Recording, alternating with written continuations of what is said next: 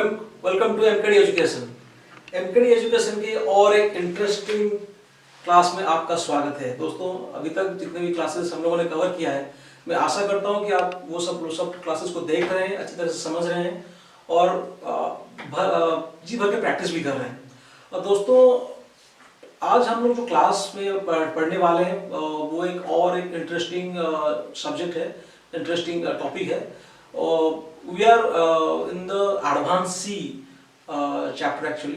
पिछले वाले क्लास में हमने एरे के बारे में पढ़ा था।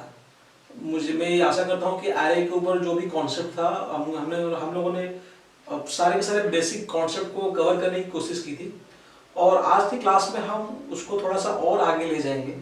एरे के क्लास में एक बहुत ही इंटरेस्टिंग कॉन्सेप्ट जुड़ा हुआ है जो है स्ट्रिंग के बारे में।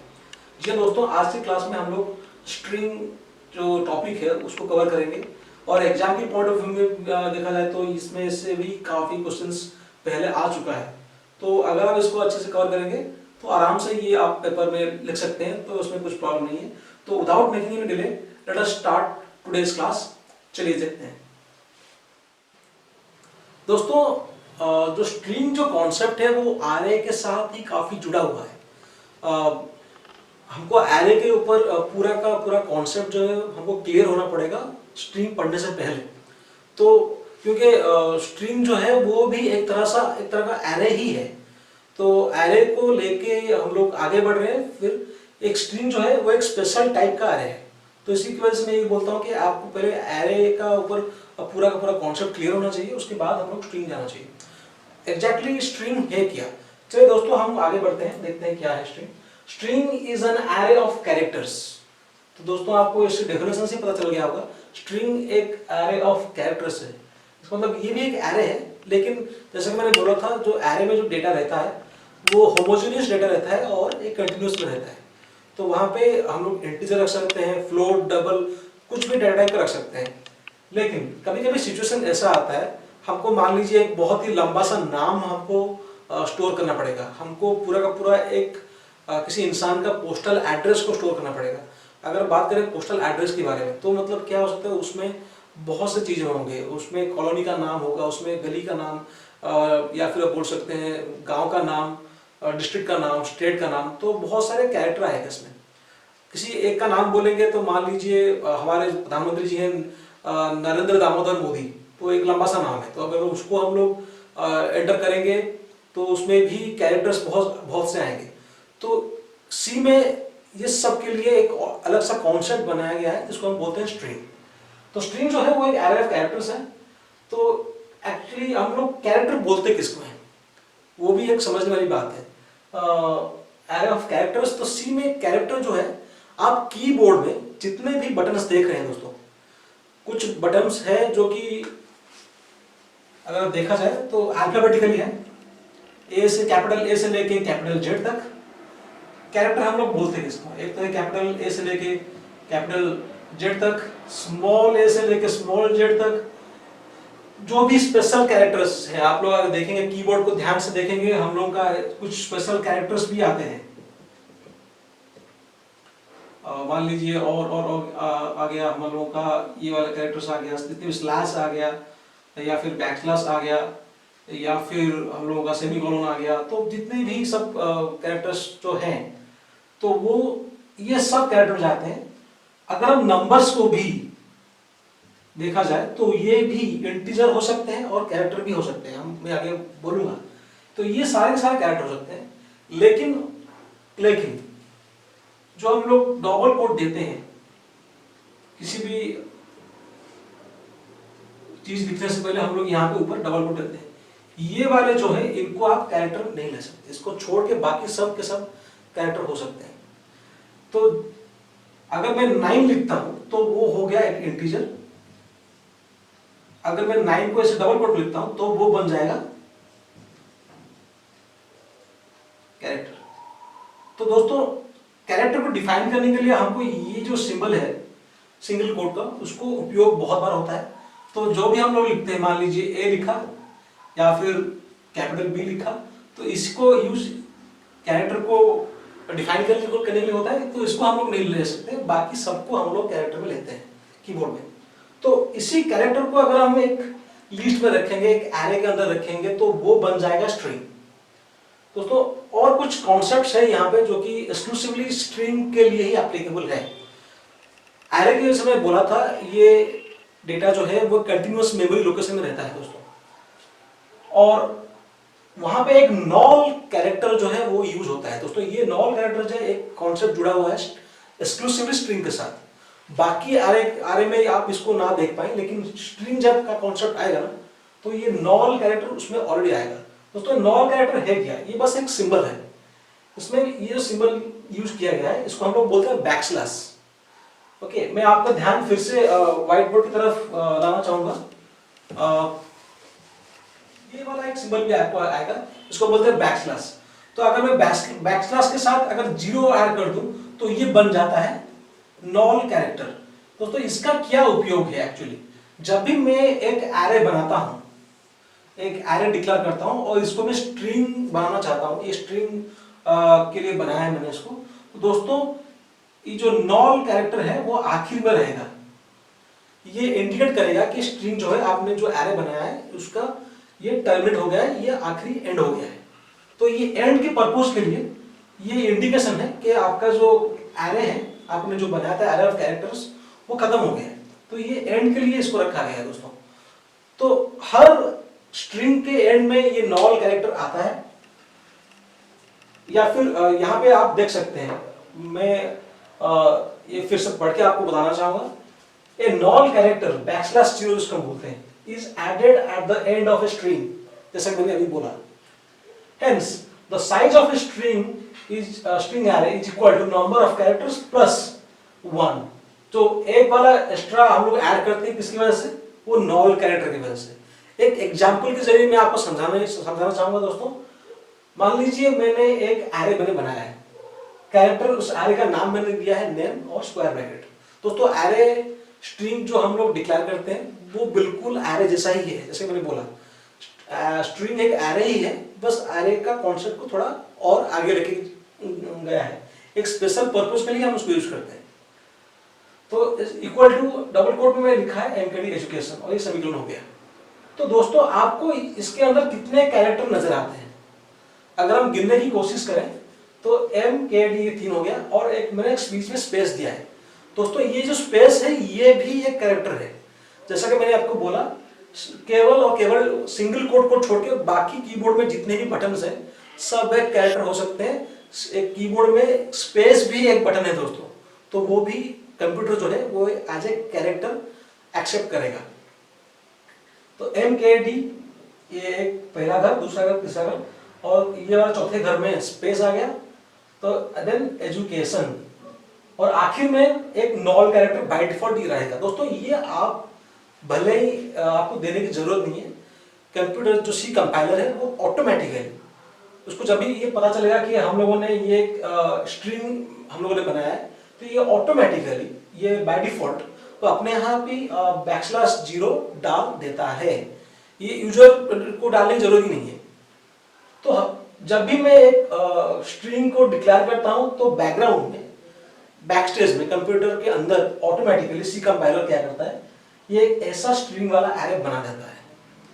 तो अगर मैं पूछूं कि मेरे जो स्ट्रिंग का साइज कितना है, तो जितने भी कैरेक्टर हैं सबको हम लोग एक एक करके गिन देंगे, और गिनने के बाद मैं एक ऐड भी करूंगा because of this null character के लिए। तो यहाँ पे वही लिखा हुआ है, the size of a string array is equal to number of character plus for null plus 1। ये एक वाला एक्स्ट्रा साइज इसलिए है क्योंकि नॉल कैरेक्टर के लिए। दोस्तों कभी कभी शॉर्ट नोट्स भी एग्जाम में आ सकता है कि नॉल कैरेक्टर क्या है, तो दोस्तों ये वाला कॉन्सेप्ट आपको यहाँ बिल्कुल लिखना पड़ेगा और विथ एग्जाम्पल, तो काम आसानी से हो जाएगा आपका। दोस्तों चलिए देखते हैं, थोड़ा सा और देखने वाले हैं कि हम लोग स्ट्रिंग के साथ क्या क्या कर सकते हैं। स्ट्रिंग डिक्लेयर कैसे करें, स्ट्रिंग को लेकर डाटा कैसे इनपुट करें, कैसे हम लोग आउटपुट देखें, उसके बारे में चलिए नेक्स्ट स्लाइड में चलते हैं। जी हाँ दोस्तों, डिक्लेरेशन ऑफ स्ट्रिंग्स, स्ट्रिंग को डिक्लेयर कैसे करें। जैसा कि मैंने बोला दोस्तों, स्ट्रिंग एक एरे ही है लेकिन उसमें कैरेक्टर्स हैं, बस इतना ही डिफरेंस है और कुछ नहीं। तो general form of string declaration is character, क्योंकि इसके पास कैरेक्टर रहता है। आप इंटीजर, फ्लोट, डबल तो ले नहीं सकते, अगर लेंगे तो वो एक नॉर्मल एरे बन जाएगा, वो स्ट्रिंग नहीं होगा। कैरेक्टर स्ट्रिंग का कुछ भी नाम आप दे सकते हैं, आप अपनी मर्जी से दे सकते हैं और स्क्वायर ब्रैकेट के अंदर साइज दे सकते हैं, जो कि हर एरे में होता है। एग्जाम्पल मैंने दिया हुआ है CHR कैरेक्टर, उसका नाम मैंने नेम दे दिया है और स्क्वायर ब्रैकेट के अंदर 15। इसका मतलब जब भी मैं ये कंप्यूटर में लिखता हूँ प्रोग्राम के वक्त, मैं अगर इसको डिक्लेयर करता हूँ, इसका मतलब ये हो गया कंप्यूटर क्या करेगा, बैकग्राउंड में एक 15 साइज वाला लंबा सा एरे बना देगा, जिसके अंदर वो कैरेक्टर को रखेगा, यानी कि स्ट्रिंग को रखेगा। इतना ही होगा। स्ट्रिंग तो बन गया, लेकिन वो जो पिछले वाले स्लाइड में मैंने दिखाया था आपको, ये तो बन गया, लेकिन अभी तक डाटा इसके अंदर नहीं डाला है हम लोग, ये ब्लैंक है। तो डाटा डालने के लिए, या फिर उसको बोल सकते हैं हम लोग इनिशियलाइज करने के लिए, सी हमको कई सारे मेथड्स देता है। हमारे पास कई सारे ऑप्शंस हैं, जो कि मैंने यहाँ पे कुछ ऑप्शंस आपको लिखे हुए। There are various methods to initialize. दोस्तों ये पहले दो मेथड आप देख सकते हैं, कैरेक्टर नेम स्क्वायर ब्रैकेट 15। मान लीजिए मैं एक शहर का नाम भुवनेश्वर जो है उड़ीसा की राजधानी, मैं उसका नाम ऐड करना चाहता हूँ, तो मैं ये क्या कर सकता हूँ, कर्ली ब्रैकेट ले सकता हूँ स्टार्टिंग और एंड, आखिर में सेमीकोलन, और एक एक जो कैरेक्टर है मेरा उसको सिंगल कोट के अंदर मैं लिख सकता हूँ पूरा। ये सब एक एक कैरेक्टर है, इसीलिए मैंने बोला था दोस्तों, ये जो सिंगल कोट है आप इसको कैरेक्टर नहीं ले सकते, सी ने इसको रिजर्व करके रखा है इसी पर्पज के लिए। और एट द एंड एक नॉल कैरेक्टर देता है। दोस्तों ये हम लिख सकते हैं, लेकिन उसका एक शॉर्टकट मेथड भी है। जो पहला वाला मेथड है वो बहुत ही लेंथी हो गया थोड़ा सा, हमको सी जो है एक शॉर्टकट मेथड भी देता है दोस्तों। कैरेक्टर नेम 15 डबल कोट के अंदर भुवनेश्वर लिख सकते हैं। आप इसको लिखिए या फिर इसको लिखिए, मतलब सेम ही है। एक कंप्यूटर प्रोग्रामर अगर चाहेगा तो इसको लिख सकता है, पहले वाला ऑप्शन है, या फिर दूसरा वाला ऑप्शन लिख सकता है। दोनों लिखने से होगा क्या, रिजल्ट सेम ही आएगा, एक एरे बन जाएगा जिसका जो साइज होगा 15 स्पेस वाला साइज हो जाएगा, और स्टार्टिंग से लेके 0 से लेके अप टू 10 तक, क्योंकि जो भुवनेश्वर जो वर्ड है उसमें 11 कैरेक्टर हैं दोस्तों, तो 11 कैरेक्टर मतलब 0 से लेकर 10 तक वो फिलअप हो जाएगा। और आखिरी के जितने ब्लैंक स्पेस हैं, एक तो बाय डिफॉल्ट तो नॉल कैरेक्टर रहेगा, बाकी के जो अनयूज्ड स्पेस है वो भी knoll character he by default computer assign कर देगा। तो ये एक तरीका है दोस्तों, लेकिन ऐसा नहीं है कि हर बार आपको इसके अंदर साइज लिखना पड़ेगा। मान लीजिए मैं, जैसा कि मैंने बोला, मैं अगर बोलूं भुवनेश्वर जो है, आपको लिखने से पहले गिनना पड़ेगा 1 2 3 4, मतलब भुवनेश्वर वर्ड में 11 कैरेक्टर्स हैं। ऐसा थोड़ी ना हर बार होता है। अगर आप चाहें तो बिंदास साइज को मेंशन ना भी करके आप ऑटोमेटिकली लिख सकते हैं, ये ऑप्शन भी आपको अवेलेबल है। ऐसा नहीं है कि मैं किसी का नाम लिख रहा हूं तो मुझे पहले से ही पता होना चाहिए कि उसके नाम में कितने कैरेक्टर हैं, ये जरूरी नहीं है। अगर नाम में जरूरी कितने कैरेक्टर मुझे पता ही नहीं है, तो मैं इसके अंदर साइज पहले से मेंशन कैसे कर सकता हूँ। तो अगर इसके अंदर साइज आप पहले से मेंशन नहीं भी करते हैं, लेकिन आप इसको इनिशियलाइज कर सकते हैं। बस जैसा कि मैंने बोला, कर्ली ब्रैकेट में आप इसको डाल दीजिए और सिंगल कोट के अंदर पूरा का पूरा वो नाम लिख सकते हैं। ऑप्शन आपके पास अवेलेबल है, तो इसका मतलब साइज आप डाल भी सकते हैं, नहीं भी डाल सकते हैं। अगर नहीं डाला तो वो एक्स्ट्रा जो स्पेस यहाँ पे क्रिएट हुआ था, वो ये सेकंड वाला जो 2 ऑप्शन मैंने दिया हुआ है मेथड्स, उसमें क्या होता है, वो एक्स्ट्रा स्पेस क्रिएट नहीं होता है।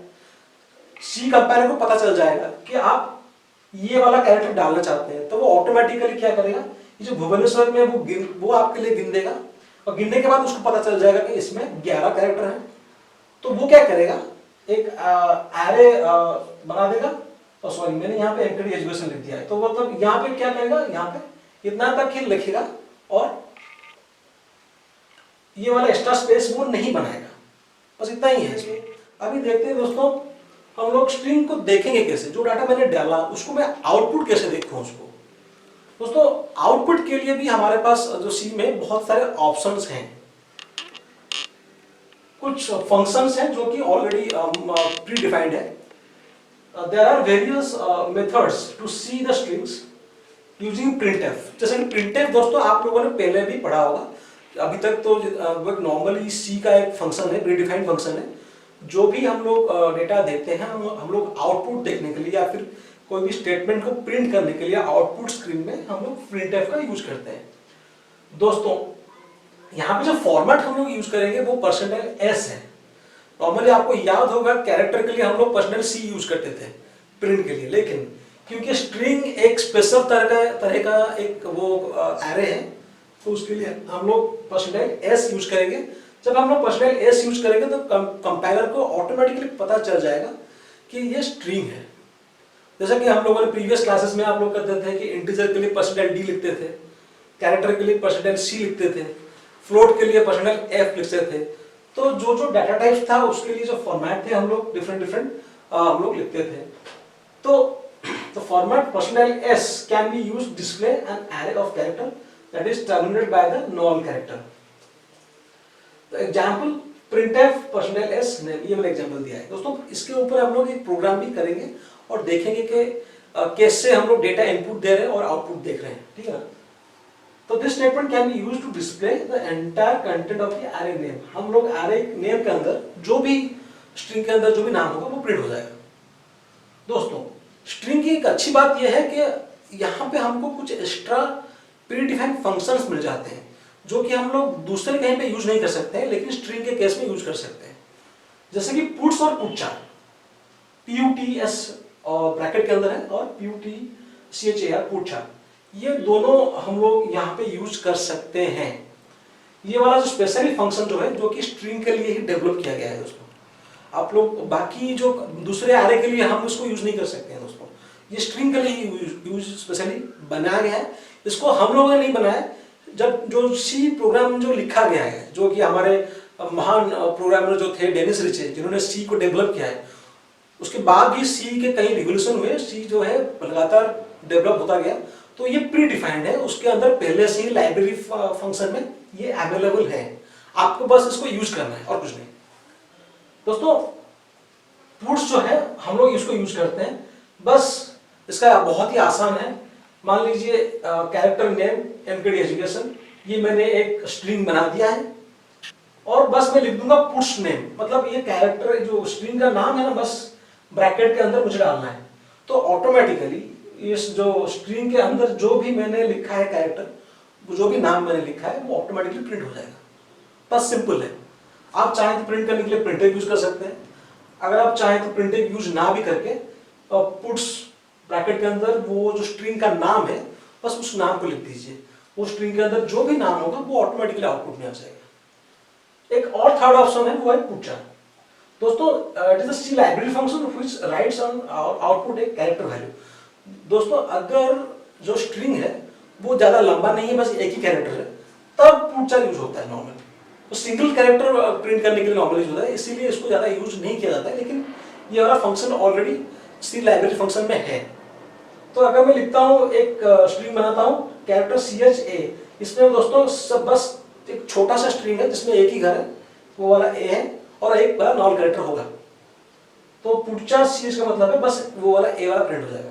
दोस्तों एग्जाम के पॉइंट ऑफ व्यू से ये फंक्शंस जो है काफी इंपॉर्टेंट मैं बोलूंगा, क्योंकि कभी कभी जो होता है ना शॉर्ट नोट्स आ जाते हैं, वो पूछ लेगा आपसे एग्जाम में questions, what do you mean by puts and putchar, where we normally use it and what is the difference between puts and putchar. ये वाला क्वेश्चंस पूछा जा चुका है और पूछा जा सकता भी है। तो आपको लिखना है कि दोनों जो फंक्शन है यूजर डिफाइंड फंक्शन है और इसको हम लोग स्पेशली स्ट्रिंग के लिए यूज करते हैं, स्ट्रिंग आउटपुट देखने के लिए हम लोग यूज करते हैं। पुट्स से हम लोग पूरा का पूरा स्ट्रिंग देख सकते हैं हम लोग जो भी नेम है, लेकिन पुटचार से हम लोग बस एक कैरेक्टर वैल्यू, तो उसका जो एक ही कैरेक्टर वैल्यू हम लोग देख सकते हैं। नॉर्मली अगर लंबा कैरेक्टर हुआ तो हम लोग नहीं देख सकते हैं दोस्तों। अगर पूरा पूरा इसमें नेम लिखूंगा तो भाई पहले वाला कैरेक्टर जो है वो M ही आएगा, इसमें पूरा का पूरा नहीं आएगा। तो नॉर्मली ये दो इसमें डिफरेंस है। बाकी जो हमारा प्रिंटफ है उसको भी हम लोग यूज कर सकते हैं आउटपुट के लिए। तो दोस्तों चलिए हम लोगों ने देखा अभी के डिक्लेयर कैसे करें, उसको इनिशियलाइज कैसे करें, आउटपुट कैसे करें। अभी देखिए छोटा सा प्रोग्राम देखते हैं तो आखिर में कुछ बच्चे कुछ डाउट होगा वो भी क्लियर हो जाएगा आई थिंक। चलिए दोस्तों बहुत ही सिंपल सा प्रोग्राम मैंने लिखा है ताकि सबको समझ में आए। मेन फंक्शन जो होता है वो बाय डिफॉल्ट रहता ही है, विदाउट मेन फंक्शन तो संभव ही नहीं है। और ये फंक्शन के बारे में भी हमारा एक और क्लास है जो कि आप उसको देख सकते हैं, उसमें डिटेल जो है फंक्शन के बारे में बोला गया है दोस्तों। आप लोग जो ये मेन फंक्शन दे रहे हैं इसके अलावा भी और बहुत सारे फंक्शंस हैं। तो इसके अंदर मैंने क्या किया है, मैंने बस एक स्ट्रिंग को डिक्लेयर किया है तो उसमें मैंने कुछ इनपुट दूंगा, वो आउटपुट दिखा देगा। तो कैरेक्टर नेम 20 दोस्तों, जब भी मैं ये डिक्लेयर करूंगा तो ये स्ट्रिंग क्रिएट हो जाएगा ऑटोमेटिकली। ये जो स्ट्रिंग है वो एक एरे बना देगा उसके 20 स्पेस वाला। देन मैं लिखूंगा एंटर द नेम, नाम में एंटर करूंगा। फिर क्या होगा, स्कैनफ के जरिए मैं पर्सनल एस नेम डाल दूंगा। दोस्तों यहाँ पे एक ध्यान देने वाली बात यह है, आप पहले भी स्कैनफ यूज कर चुके होंगे, लेकिन वहां पे यहाँ पे एक एम्परसैंड यूज होता है। एम्परसैंड का मतलब समझते हैं? मैं आपको फिर से जरा रिकॉल करा दूं। एम्परसैंड का मतलब जो हम लोग एंड का सिंबल यूज करते हैं इंग्लिश में, स्कैनफ जो पहले हम लोग मान लीजिए जैसे हम लिखते थे %d एम्परसैंड x, ये x वेरिएबल है दोस्तों, ये वाला पार्ट है। दोस्तों ध्यान रखने वाली बात ये है, जब भी हम लोग स्कैनफ यूज करते हैं स्ट्रिंग के केस में एम्परसैंड यूज नहीं होता है। ये एक एक्सेप्शनल केस है दोस्तों। ये सी में ऑलरेडी ये रूल है जो कि हम लोगों को प्रोग्राम लिखते वक्त फॉलो करना पड़ेगा। तो नॉर्मली अगर ये मान लीजिए %d s है, इसका मतलब s लिखा है, मतलब ये डेफिनेटली स्ट्रिंग के लिए लिखा है हम लोगों ने, ये हम लोगों ने स्ट्रिंग के लिए लिखा है, कॉमा बस जो भी मेरा स्ट्रिंग का नाम है, यहां पे मैंने प्रोग्राम में नाम दिया था नेम, बस। तो ये जब लिखा तो मतलब मैं इनपुट देना चाहता हूं, कुछ भी आप जो भी इनपुट देंगे, आपका जो बन गया है, जो एरे बन गया है जिसका नाम मैंने दिया था नेम, 0 से लेके 1 2 3 4 5 अप टू 20 तक बन गया है, और आखिर में तो बाय डिफॉल्ट क्या रहेगा, नॉल कैरेक्टर रहेगा। तो वो पूछेगा कुछ आप एंटर कीजिए। तो मान लीजिए मैं कुछ भी एंटर कर सकता हूँ, मैं मान लीजिए मैं x y z, तो ऑटोमेटिकली यहाँ पे x रहेगा, यहाँ पे y रहेगा, यहाँ पे z रहेगा, बाकी के जितने स्पेस है सब नॉल कैरेक्टर रहेगा। तो ये मैंने इनपुट डाल दिया। अभी मैं आउटपुट के लिए मैंने क्या लिखा है, आउटपुट के लिए मैंने नेक्स्ट सेंटेंस में लिखा है printf your name is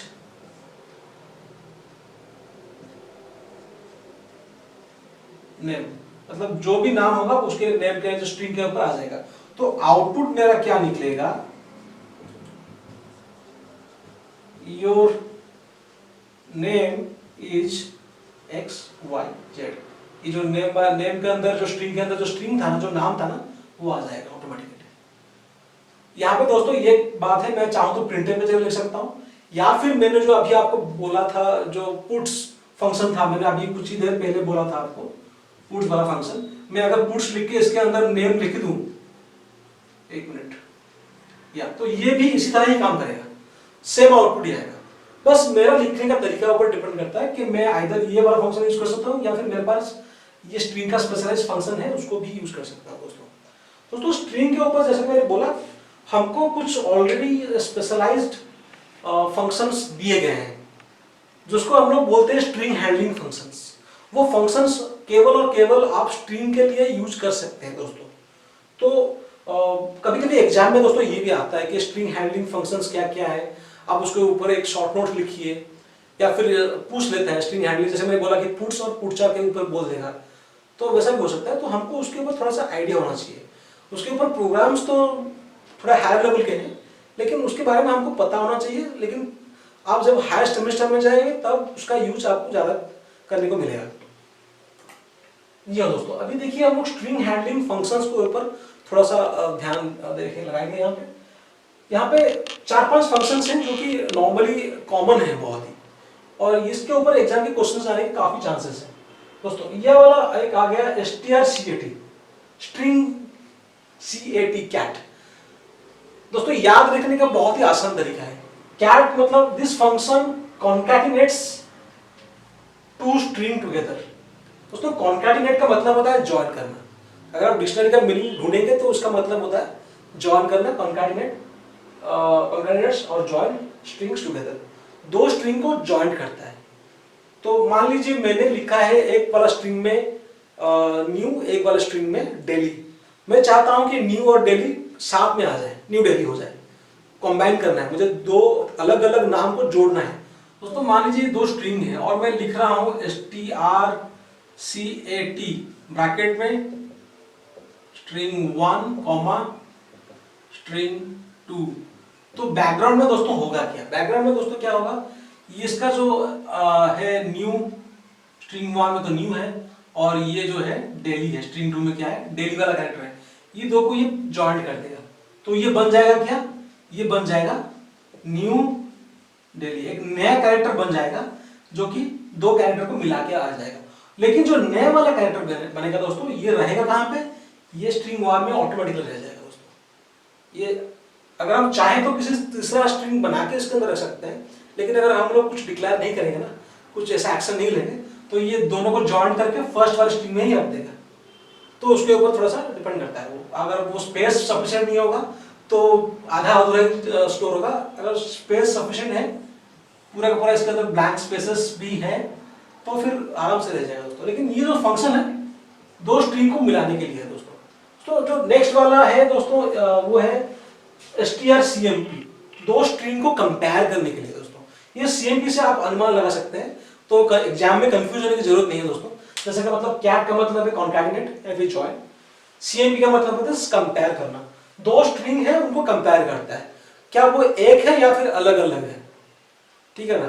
तो मान लीजिए मैं दो नाम दूंगा, एक आशीष, दूसरा का नाम भी आशीष है, लेकिन एक जो बंदा है वो अपना नाम लिखता है ASHISSH, तो वो बार बार SH यूज करता है। लेकिन जो दूसरा वाला बंदा है वो ASIS लिखता है, वो SS नहीं लिखता है। भले हम लोग बोलने में तो आशीष बोलते हैं, लेकिन दोनों को जो स्ट्रिंग है उसमें सेम कैरेक्टर नहीं है। तो वही कंपेयर करने के लिए हमारे पास एक सेपरेट फंक्शन है जो है strcmp। दोस्तों ये जो फंक्शन है ये ऑलरेडी सी में दिया गया है, आपको बनाने की जरूरत नहीं है, इसलिए हम लोग उसको प्री डिफाइंड फंक्शन बोलते हैं, ऑलरेडी डिफाइन कर चुके हैं। देन नेक्स्ट वाला आता है दोस्तों strcpy। strcpy का मतलब कॉपी करता है दोस्तों। This function copies one string over another.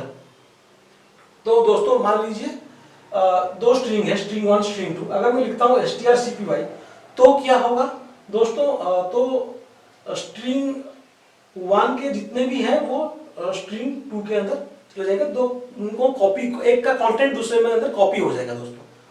तो मान लीजिए कोई लंबा सा नाम है, हम चाहते हैं दूसरे वाले स्ट्रिंग में भी वही नाम हो, तो बस हम कॉपी के जरिए ये फंक्शन यूज कर सकते हैं दोस्तों। देन आता है strlen दोस्तों। strlen जो है वो लेंथ के लिए यूज होता है। एक लंबा सा नाम है, मुझे जानना है कि इस स्ट्रिंग में कितने कैरेक्टर हैं, तो बस सिंपली उसको एक एक करके गिनने से काम नहीं बनेगा। मेरे पास already strlen get the string length, मुझे लेंथ मिल जाएगा। तो कोई भी स्ट्रिंग है उसको मैं strlen मारूंगा तो फिर वो स्ट्रिंग के लेंथ के हिसाब से मुझे कैलकुलेट करके बता देगा। तो दोस्तों ये कुछ कॉमनली यूज फंक्शंस है, और जो प्रीवियस में हम लोगों ने यूज किया था गेट चार, पुट और पुट चार, वो भी इसमें है। एग्जाम में आएगा तो आई होप कि आप लोग अच्छे से लिख पाएंगे। तो दोस्तों ये था एरे और एरे से रिलेटेड स्ट्रिंग के ऊपर। आई थिंक आपको आज का क्लास जो है वो समझ में आया। आप थोड़ा सा जो मटेरियल है उसको भी डाउनलोड करके अच्छे से पढ़िए, और कुछ डाउट्स है तो डेफिनेटली आप हमारे साथ कांटेक्ट कर सकते हैं, हम आपका डाउट डेफिनेटली क्लियर करेंगे। दोस्तों आज की क्लास के लिए इतना ही, बहुत धन्यवाद, थैंक यू वेरी मच।